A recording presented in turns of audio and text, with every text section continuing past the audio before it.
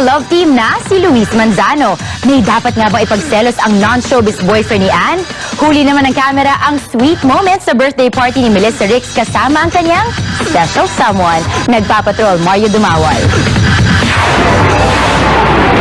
Inamin na sa wakas ni na Jake Cuenca at Melissa Ricks na mahigit isang taon na silang magkarelasyon. We've been dating for, a year and 9 months. Christmas, did you spend it with him? Yes, I did, man. What was his gift to you? Earrings. Binigay mo sa kanya. I gave him shoes and a watch. Sa unang pagkakataon din, ipinakita ng dalawa ang tamis na kanilang pag-iibigan sa mala fairy tale na 21st birthday party ni Melissa kagabi sa Intramuros. Sinorpresa din si Melissa ng kanyang mga kaibigan sa showbiz.